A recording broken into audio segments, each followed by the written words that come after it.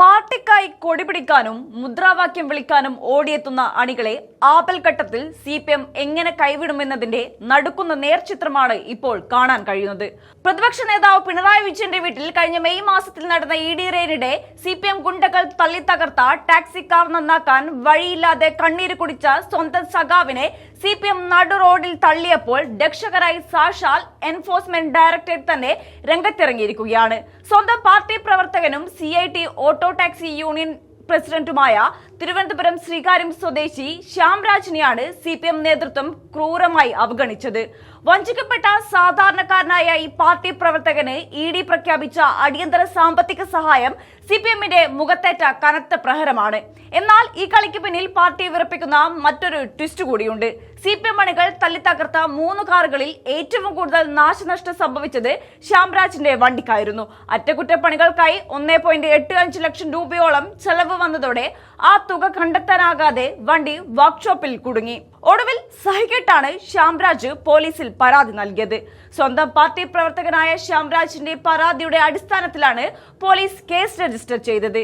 ഇതിനു പിന്നാലെ അക്രമം നടത്തിയ പ്രമുഖ CPM നേതാക്കൾ പലരും അഴിക്കുള്ളിലായി. കേസ് കടുത്തതോടെ പാർട്ടിയുടെ ഉന്നത നേതാക്കൾക്ക് പോലും ഇതുവരെ ജാമ്യം ലഭിച്ചിട്ടില്ല. തങ്ങളുടെ നേതാക്കൾ ജാമ്യം കിട്ടാതെ അഴിക്കുള്ളിൽ കിടക്കാൻ കാരണം ശ്യാംരാജിന്റെ പരാതിയാണെന്ന വിലയിരുത്തലാണ് പാർട്ടി നേതൃത്വം. സംഭവം നടന്ന് 1 മാസം പിന്നിട്ടിട്ടും ഉപജീവന മാർഗമായ വണ്ടി കട്ടപ്പുറത്തായതോടെ ജപ്തി ഭീഷണിയിലായ ശ്യാംരാജ് കുടുംബം പുലർത്താൻ പെയിന്റിംഗ് ജോലിക്ക് പോകുന്ന ദയനീയാവസ്ഥ വന്നിട്ടും ഒരു ലോക്കൽ നേതാവ് പോലും ഈ CIT-കാരനെ തിരിഞ്ഞു നോക്കിയില്ല. എന്നാൽ മാധ്യമങ്ങളിൽ വാർത്ത വന്നതോടെ വിചിത്രമായ ന്യായീകരണവുമായി നേതാക്കൾ രംഗത്തെത്തി. ED ഉദ്യോഗസ്ഥരെ ആക്രമിച്ച കേസ് നിലനിൽക്കുന്നതിനാൽ ഈ സമയത്ത് ശ്യാംരാജിനെ സാമ്പത്തികമായി സഹായിച്ചാൽ അത് കേസിനെ സ്വാധീനിക്കലായും സാക്ഷിയെ ഒതുക്കലായും വ്യാഖ്യാനിക്കപ്പെടുമെന്നാണ് പാർട്ടി കോട്ടകളിൽ നിന്ന് വരുന്ന ക്യാപ്സൂളുകൾ.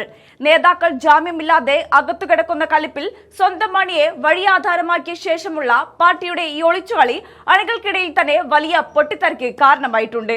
പാർട്ടി കൈമലർത്തിയപ്പോഴാണ് ശ്യാംരാജിന് ആവശ്യമായ മുഴുവൻ തുകയും നേരിട്ട് കൈമാറാൻ ED തീരുമാനിച്ചത്.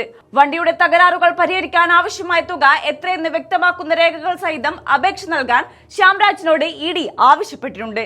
നേതാക്കൾ ജാമ്യം കിട്ടാതെ അകത്ത് കിടക്കുന്നതിന്റെ പക തീർക്കാൻ സ്വന്തം അടിയുടെ കഞ്ഞിയിൽ പാറ്റയിട്ട CPMന്റെ ക്രൂരതയും ഒടുവിൽ സഹായിക്കാൻ ED എത്തിയതുമാണ് ഇപ്പോൾ ചർച്ചാ വിഷയമായിരിക്കുന്നത്.